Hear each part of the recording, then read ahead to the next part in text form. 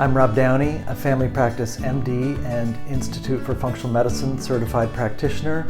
I'm coming to you from Seaworthy Functional Medicine in Homer, Alaska.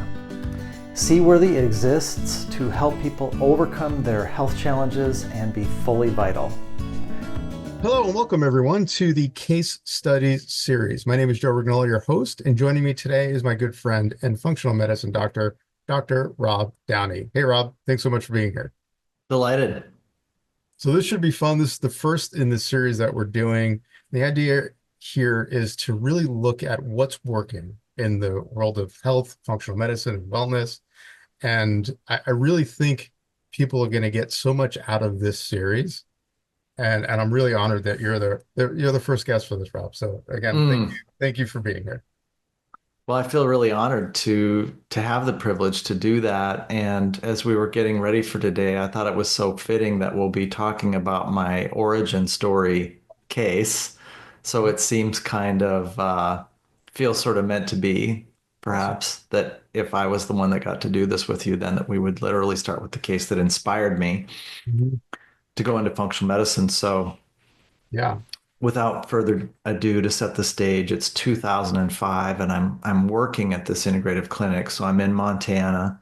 I've left Alaska and I've gotten my dream job, which I had kind of negotiated with my wife after 2 years north of the Arctic Circle from 2000 to 2002 to go back to Western Montana, my home state. We're living there and I get this job in Southwest Montana in the Bitterroot Valley, where they've started a clinic with an Ayurvedic doctor and a naturopathic doctor and some conventional primary care. And the criteria for the job is not that I have integrative skills, it's just that I'm receptive. So I think, well, this is great. I'm very open-minded. You're at this point have been an MD for a number of years already, right? I've been an attending family practice MD for 5 years. So I'm 5 years out of residency. And I've had a basically sort of, I'm not sure, gritty is the word I use very often. I'm not sure it's very helpful. Mostly because I was in Minnesota, where family practice doctors are in the intensive care unit, in the ER, delivering babies in rural areas, stabilizing trauma. I just came out of a program that was very much about being able to do anything and everything. Right. And then when I was north of the Arctic Circle, I was the social worker, I was the custodian, I was the ER doctor, I was the obstetrician, I was the trauma coordinator. So you're not much going on. not much going on. Anyhow, I'm in a practice setting. I have a high confidence level that I can handle things because of this training and experience. But what I did not anticipate is the person who was in my room for a visit. I walk in and here's this very nice person. She's 55 or 60, and she has psoriasis arthritis or psoriatic arthritis. And that is like rheumatoid arthritis in that it's severe, it's autoimmune. And the things that it does is it'll tend to, it'll wear down the back so much that literally the bones in the back will fuse. Oh. And it's really classic also for hitting the hands. And this person, her hands, the fingers had literally drifted about 10 degrees off axis, all of the joints, because there were so many erosions in these joints right here. So she had been on 3 drugs to suppress her bone marrow, to suppress immunity, and she had failed all 3 of them. She would develop recurrent pneumonia, her white blood cell count would drop. And she was discouraged and she felt that both her job and her marriage were about to come apart. And so then there's this dramatic moment where it occurs to me, she's here for me to provide integrative care for her. I'm the last train stop on the station, or the last station on this train ride. How many years would you say this was going on before she came to see you? She had to be 3 to 5 years into this process, if not more. The psoriasis was probably 10 or 15 years, and then pain, and then the sort of auto fusion of the back, and then the joints, many, many years. And then how many practitioners, doctors do you think that she had seen before she came to you? because we're now talking about a case that's 18 years ago, it's going to be a conjectural answer, but at a minimum, it's a primary care provider and a rheumatologist. So two, but usually people by the time, because I do now what my colleagues were doing then, Mhm. it's usually three, four, five, six, seven different That's fine. Yeah. Yeah. folks. Yeah. A lot of Yeah. Yeah. a lot of frustration. Yeah. Which leads the person to feel fatalistic that nothing can work just Or- based on statistical observation that every time they try something, it doesn't work. So it's good that in medical school and residency, we are trained to keep a straight face when we are freaked out because I thought, wow, this person really needs somebody with integrative and holistic skills, and I don't have them. It did not occur to me when I took this job that this was going to happen, where they'd say, I'm here for you to fix me because you work here. Ooh, wow. No pressure. But, but, uh, but I did have the humility, or maybe it was just, maybe my muse nudged Mhm. me, right? Yeah. Yeah. And Yeah. just said, there's a person here that can help her. Just connect her with that person. Mhm. So I said, I think this visit is going to be brief and I think it's going to be helpful. We need to get you to our naturopathic doctor who has a reputation for being brilliant at helping people with severe autoimmunity. Just stunned by the humility in that moment. So to say, let's bring in this other person that Yeah. track record and Yeah. you had all the answers. So cool. Oh, thank you. Yeah, there's a bunch of really, really good parts of this case, and that is one of the things that I love about it. And I still think that way today. I don't have a sense of ego invested in whether I'm the one to help the person. I simply want them to be well, whatever that means for Right. them. And that has interesting parallels to Reiki, where if you accept healing energy, you need to be prepared for whatever happens, and you don't know. You're receptive to something good happening, but you kind of have to sign up for Yeah. Yeah. what's going to happen. Sure. And in medicine, I feel like I signed up to be there and potentiate healing for that person, whatever it means. Sure. And a significant part of the time, it doesn't mean that I'm the one that gets to take any credit other than being a conduit or a transfer point for them to get connected. So now it's 6 months later, and I'm walking down the hallway, and this person is walking the other direction. This person I met, haven't seen her in 6 months. Posture's more upright. She has the classic trifecta of the functional medicine healing patient, which is she appears at ease, she has flat, rosy skin, and bright eyes. That's the trifecta of healing. That is always, always the sign they're getting better. Do you Is that remember her age at this time? Oh, she's 55. yeah. Yeah. Right. So I just stop and say, wow, looks like you're doing well. And she said, oh, yeah, I'm doing great. I'm about 50 to 75% better. Mm. And I said, gosh, Dr. Daly must have really helped you. And she said, that's the naturopathic doctor that was in my clinic who was trained at Bastyr and also a Chinese medicine acupuncturist who had been doing it for about 20 years plus at that point. Mhm. And and she said, yeah, Dr. Daly was so helpful. I'm so appreciative. So I said, what did Dr. Daly do? And she said, she put me on an anti-inflammatory whole food plan. She had me manage my stress. She had me take probiotic supplements. She had me eat living food. So doubled down on probiotics, basically yogurt, kefir, kombucha, kimchi, sauerkraut, sort of going big on that kind of thing. And then used a product that's still in existence, BCQ, a combination of boswellia, curcumin, and quercetin. So this sort of triple botanical anti-inflammatory. And I said, that's it? And she said, yeah, it's just working so great. I'm so happy. And so I was talking to Dr. Daly in the lunchroom and I said, Hillary, that is amazing what you did to help that person. And she said, yeah, she said, that's what I love about my work. And she said, Bastyr was founded by Jeff Bland, the father of functional medicine. So being a Bastyr trained naturopathic doctor and being a functional medicine trained conventional medical provider in many ways are similar. The Institute for Functional Medicine has training for people with your certification. Hmm. And I said, well, if I got that training, would I know what you're doing? And she said, if you got that training, you'll do what I do. I, Chills. literally, my jaw dropped, Joe. Yeah. I feel like I'm in that moment even now, just recounting the story.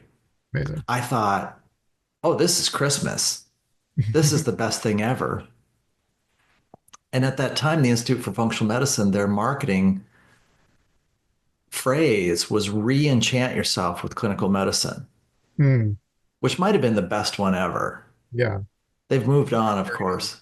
targeting people in your position who are already, you know, I didn't know I was disenchanted, actually, yeah, yeah. but I was enchanted by the idea of medicine and helping people. And I was disenchanted by these cases like this person where they say the drugs aren't working. I'm getting sicker and sicker, and my quality of life is going in the toilet, and conventional medicine isn't working. It was literally enchanting Hmm. to see this outcome, Hmm. the Wow. freshness, the vitality. And it was so stunningly great in comparison to no one in med school, no one in residency ever said that was possible via non-drug and lifestyle means, ever. That would just be considered impossible or spontaneous remission. Yeah. So would they, would the sort of traditional conventional medicine approach, would they try to classify that as spontaneous remission, or would they acknowledge that there was something good happened here that was planned? Well, it can sound unfair, but that is what's happening because this is not a conjectural answer. Mm, Now, when specialists or other medical providers are with my patients, that is the take on it. mm, It's not that function 90% of the time it's not that functional medicine helped. mm. It's just that they had a spontaneous remission. But I've gotten really, really used to that. My phrase is that I'm happy if the other providers are Switzerland, if they're neutral. Yeah, yeah, If yeah, it's live and let live, yeah, and I even say to patients, if you get well, it's just going to get called a spontaneous remission. That's fine. yeah. As long as it, Just my plan dovetails in with theirs. I don't yeah. step on their toes. I don't get in their way. They see my notes. They see that I'm a family practice MD. They see mechanisms invoked. They see safety principles. They see what they expect. Hmm. And I'm super, super careful that what I do does not interfere with what they do. Right, right. And so it's a kind of an interesting commentary that you don't have to have buy-in from your other providers to win with functional medicine. And it's one of the best days ever to have them say, yay, spontaneous remission. And you can just have that little Mona Lisa Right. smile and think, I worked my butt off for it. But sure. Yes. So I want to dig a little bit deeper into this particular case, and I'm sure it's similar to so many other cases. So this woman comes to you with psoriatic arthritis, and you talk about someone who's not just in pain, but I would imagine just downtrodden Hmm. and Super discouraged. relented to this disease. Hmm. Yeah. What does that feel like from your perspective? And my hope with this is that people who are experiencing pain, inflammation, autoimmunity that are gonna listen to this and be like, yeah, that's me. That's me. Like, so paint that before picture in a little bit, maybe a little more detail as she comes in, or someone like her comes into your clinic. Well, I think because again, in 4 years of medical school and 3 years of residency and 5 years of practice, so got to do the math here, 7 + 5, 12 years of medicine, Mhm. never once saw a case like that. Mhm. Never once. Every single one of those folks gets worse. Right. Despite the medication that they go on, they still eventually get It, yeah, the phrase disease management, that's where the phrase comes. worse. Hmm. You're just the disease is a monster. It's ravaging the person's quality of life, and you're shackling the claws So they're getting mauled less. Mm. That's Yeah. that's why disease management is so inherently deflating Mhm.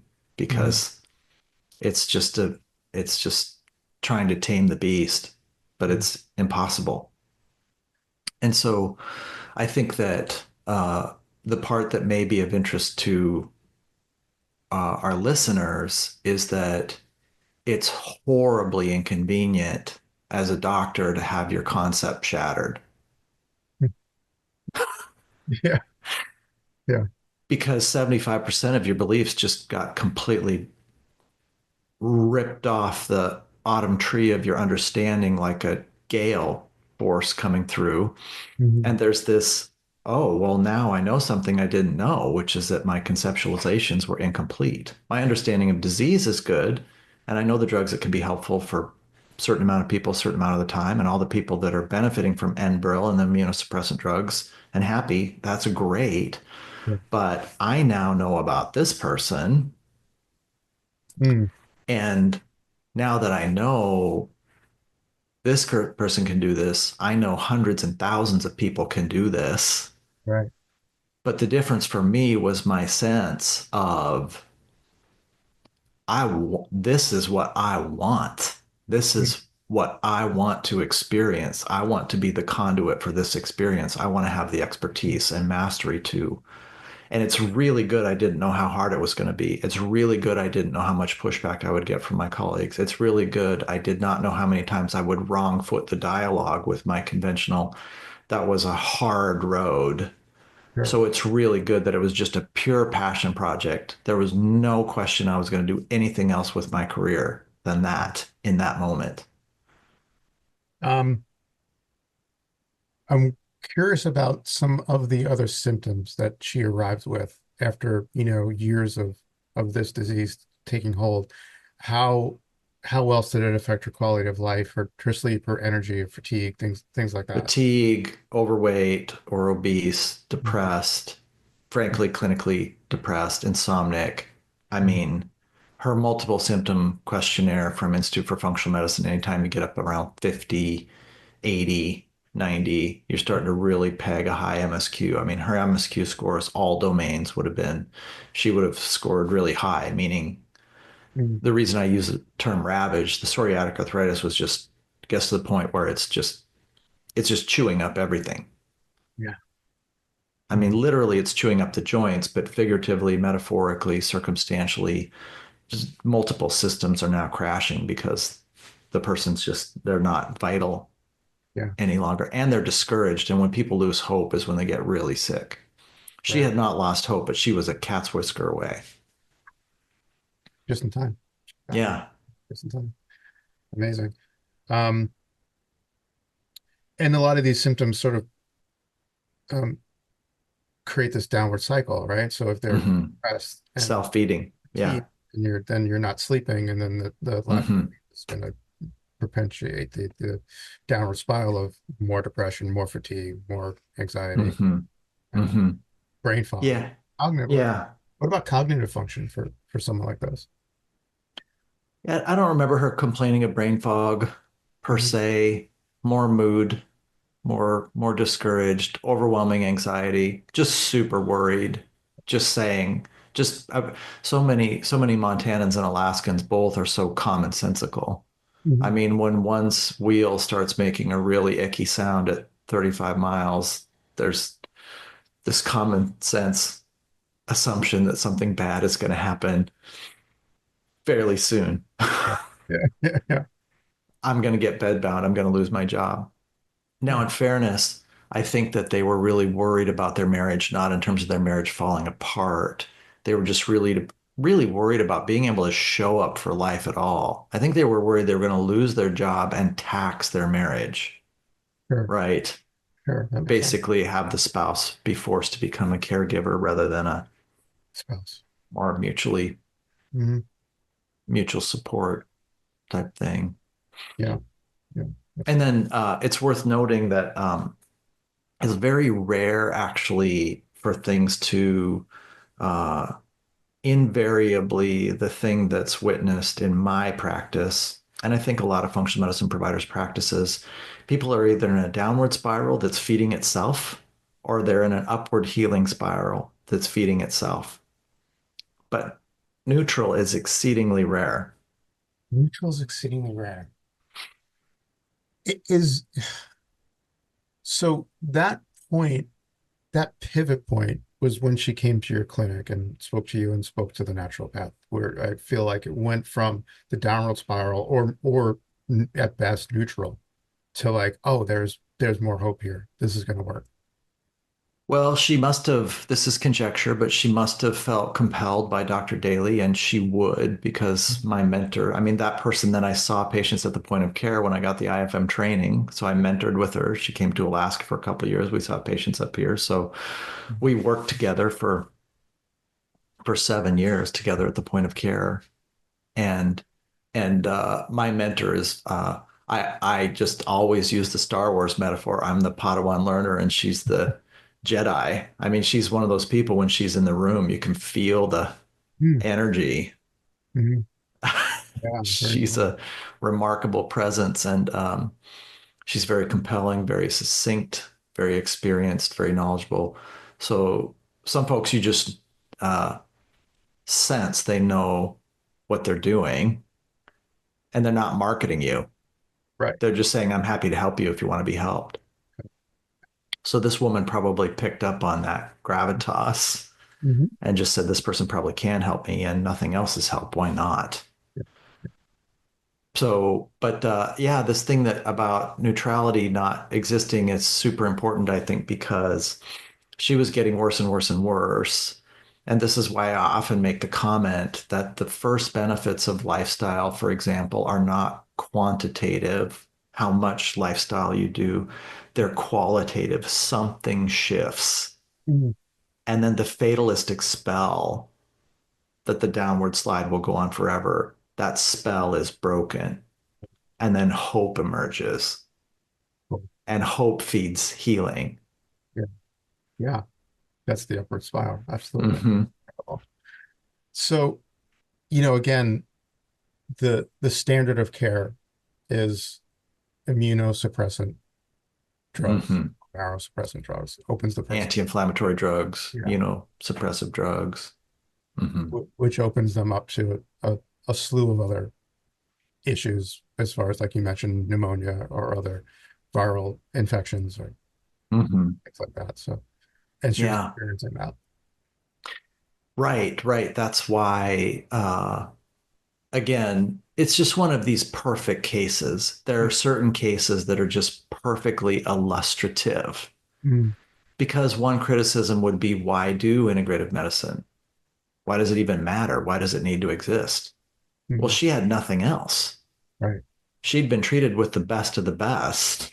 Mm-hmm. And it was done carefully and thoughtfully. And she'd had her complete blood cell count checked before and after. And it showed that her white count dropped. And she'd been hospitalized and treated with antibiotics for pneumonia, which had been diagnosed with the stethoscope and the chest x ray. And she'd done she'd checked all the boxes. The people done in the prescribing had thoughtfully, carefully done what should have helped. Mm-hmm. And she was getting worse. Mm-hmm.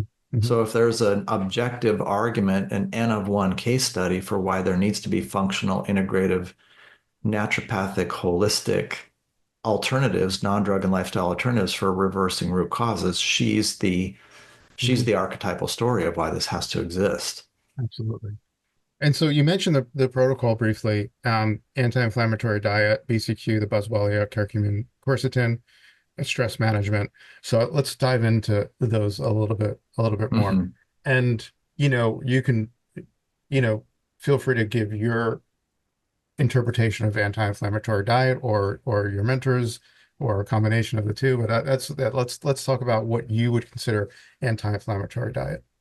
Right. Well, for once, I'll be succinct. Let's give our audience a refreshing change from my tendency to always go on about No, stuff. no, it's totally fine.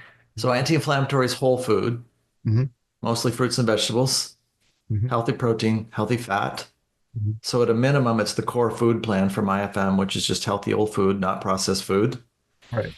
And for most folks, it's substituting for restricting slash substituting for gluten, dairy Hmm. milk products, and refined sugar. which is what Danielle Walker has mastered. Yeah. And then it's 2 half-cup servings daily of potently lacto-fermented food, yogurt, kefir, kombucha, kimchi, sauerkraut.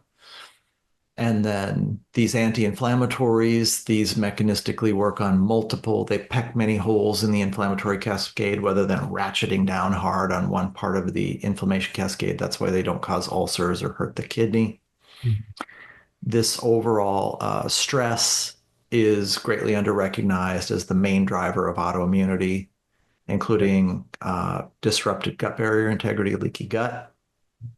And so this person's dramatic reversal was a multifaceted reversal of leaky gut, including the Mm. probiotics themselves and the botanicals and the whole food and the stress management and the fatalistic spell broken and the hope. All of that got the tight junctions of the cells working in the gut lining again.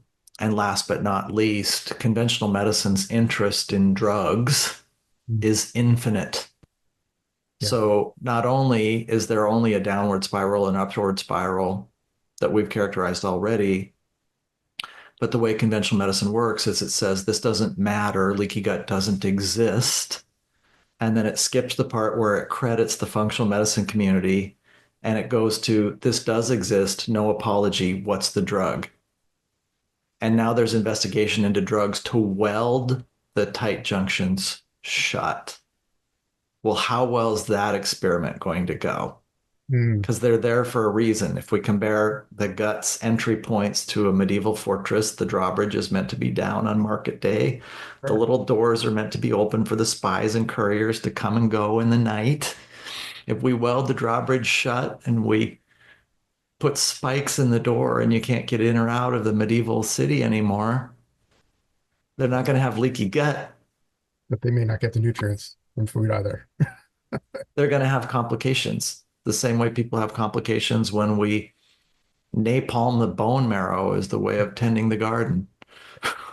There's so much to unpack here. So I do want to talk more about leaky gut because I know it's so incredibly important when it comes to inflammation, systemic inflammation, autoimmune disease. I want to just talk a little bit more about the food. Let's say you're um, someone that has an autoimmune condition or chronic systemic inflammation.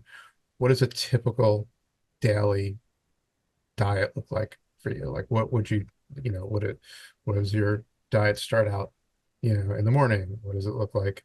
You know, Yeah. that- Yeah. So, again, just to state the obvious, but it's not so obvious, when people are eating almonds and cranberries, they're actually eating almonds and cranberries. They're not eating a bar. yeah, that And has then cranberries in it. Good to know because I'm guilty of that. well, again, I think another whole thing is for everyone to know that Mark David is from Psychology of Eating. He's probably the one who's correct in this, that no one eats perfectly. Right. So don't worry about that. Eat well most of the time, and good things happen. Um, so, having said that, this is skillet greens seared up in avocado oil or extra virgin olive oil with a fried egg flopped on there for some choline and protein and healthy fat. And then this is maybe a sandwich with some tempeh and some greens and a little balsamic and some gluten-free bread and a salad or soup on the side and maybe a healthy protein shake mid-afternoon that's just straight protein like plant protein or whey. Yeah. And then this is a nice big supper with some free range chicken or some sockeye Mm. or some bison, and half to three-quarters of the person's plate or smoothie is fruits and vegetables that are brightly colored, Mhm. and the uh, the sweets are primarily sort of fruit, Mhm. and then there's a little dark chocolate, I was gonna say, and I hope the dark chocolate is in there because yeah, a little dark chocolate as an antioxidant and a nutrient dense, Mhm. wonderful treat, and there's a little something in there that's joy for everyone, wherever those little niches are. But Mhm. the treats are treats. They're adjuncts to the food plan, and then these are people befriending the natural high that comes with the anti-inflammatory whole food. And these are savory and delicious and sustainable, meaning the pantry, the budget, the umami. This is not eating dirt and bark. This is joy. That's why I always Yeah. flag Danielle Walker because she's mastered it. She's taken the American palate. When you Mhm. make her chicken pot pie, the crust is made with almond flour. Mhm. It's got chicken in it. The gravy's thickened with arrowroot. It's got potatoes and carrots, celery and onions. It's delicious Mhm. and it's really good for you. It's everything you want in a meal. You make one portion that night, you freeze or refrigerate four more. Mhm. Yeah. So these anti-inflammatory food plans are brilliant and people love them. The main hurdle or presumption is that it's twigs and berries, which couldn't be less accurate. But- So you would say, not that we necessarily need or want to characterize, but maybe it would help people find more resources. It's something of a paleo-ish type of diet. There's all these variations on a theme, but the protein, um, let's see. Yeah, I mean, paleo is brilliant and the variants are brilliant. And so I would say the key is just that what's the best way to say this? These are a 1 to 1 to 1 macronutrient ratio, calorie wise, Mhm. of protein, whether it's plant or animal sourced, Mhm. to healthy fat. So extra virgin olive oil, avocados, the fat in salmon, those are the classic examples. Nuts and seeds are a 1 to 1 ratio, protein to healthy fat, which makes that an easy slam dunk. Sure. But when you plate the food, the reason half to three-quarters of your plate is brightly colored fruits and vegetables is because a half a plateful of broccoli is 37 calories. Mhm. Right. Right. A tablespoon of olive oil is 180 or 250 calories. Mhm. The Yeah. olive oil you sprinkle on the broccoli is 4 times the caloric density of three-quarters of a plate of fruits and vegetables. Mhm. So the wild card is just plant versus animal protein. And Mark Hyman, I think, with his term pegan, paleo vegan, Mhm. he certainly does have a brilliance for words that are Yeah. helpful. And he's Yeah. really tried to get rid of the dichotomy there and say paleo and vegan are so much closer than they are far Under- apart. Yeah. Yeah. So I think that's a pretty good summary, probably. Yeah. And the next thing you mentioned, Boswellia, curcumin, and quercetin.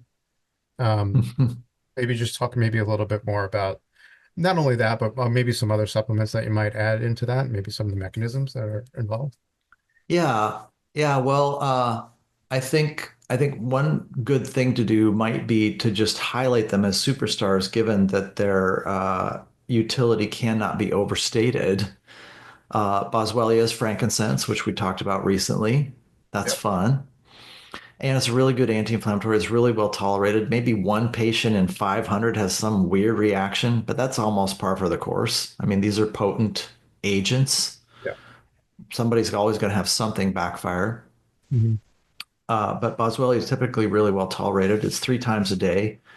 I always describe it as herbal ibuprofen. It's a great one to just use as needed to take the Mhm. place of ibuprofen. Curcumin's always the one I want to do the heavy lifting. That's the active ingredient in turmeric. Its mechanism of action is absolutely fascinating and again cannot be overstated because it has the anti-inflammatory effects of prednisone without the side effects. Mhm. So every cell in the body has a master inflammatory control knob in the cell nucleus, the regulatory center of the cell, and that's called NF-kappa B. Mhm. And curcumin downregulates NF-kappa B.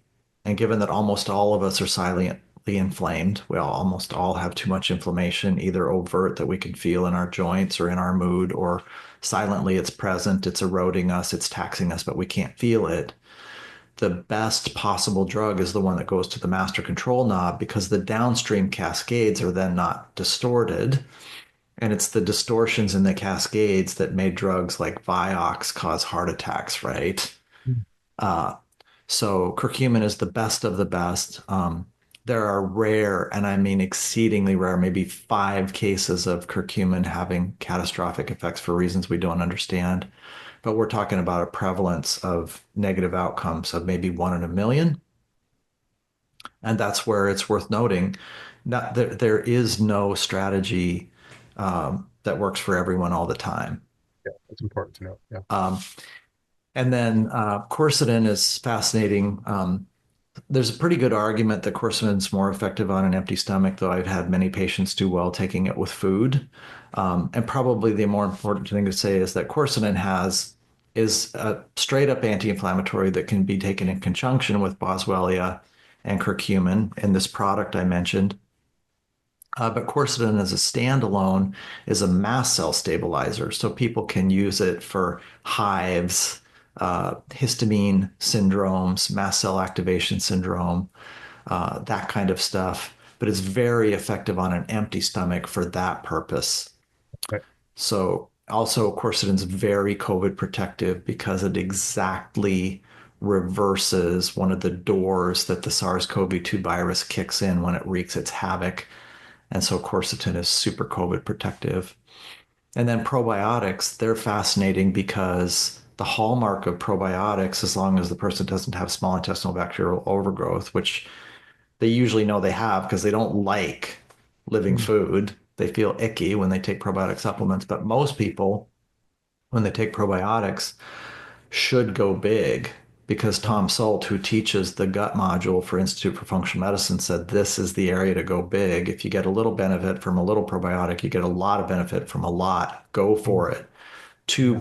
Two half cups daily of potently lacto fermented food and supplements. Mm. Yeah, so that leads us to I want to talk a little bit more about leaky gut, right? So and the good probiotic will help not only balance Mhm. Mhm. the gut biome, but also maybe help seal up the gut. And you talked about fusing the tight junctions together, which sounds like an awful idea. But talk about the role of leaky gut in autoimmunity quickly, and Yeah.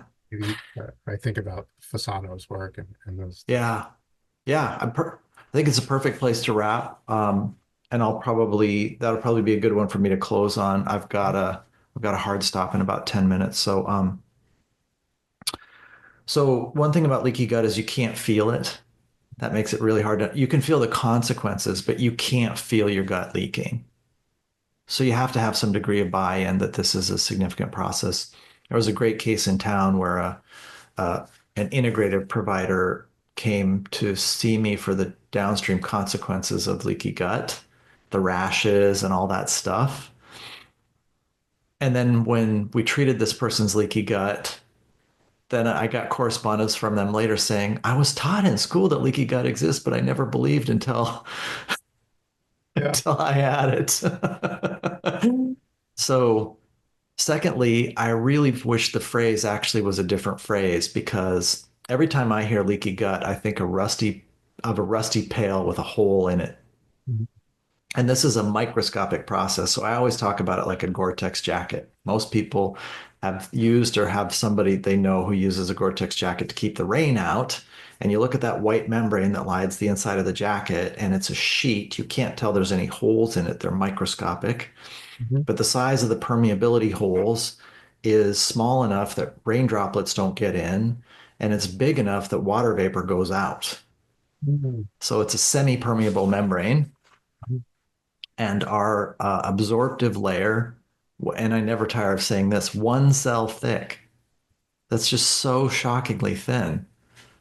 No wonder these wild effects can happen at any 1 cell thick interface. It's just unimaginably thin. And so all these cells are held together by these tight junctions, and they only pop apart when the body deliberately is meant to be letting something in through one of those sentry gates or the drawbridge. Mhm. And then the rest of the time, the nutrients come in from the gut milieu into the cell and then get handed back out of the other side of the cell. So nutrients in general have to cross 2 membranes and be vetted before the immune system even sees them. Involved. Yeah. But stress, booze, bacterial overgrowth, noxious bacteria, yeast, anti-inflammatory drugs, non-steroidal anti-inflammatory drugs, pesticides, processed foods, the world we live in. There's about 15 to 20 big major players, all of which pop those tight junctions open. The zone gets flooded.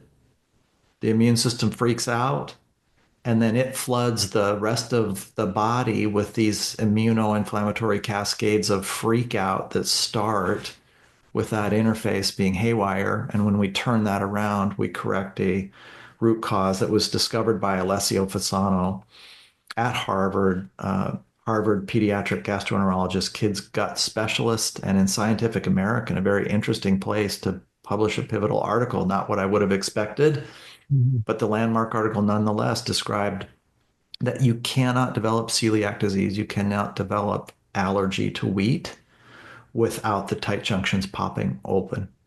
And so he showed that disrupted gut barrier integrity is the key feature in the genesis of celiac disease.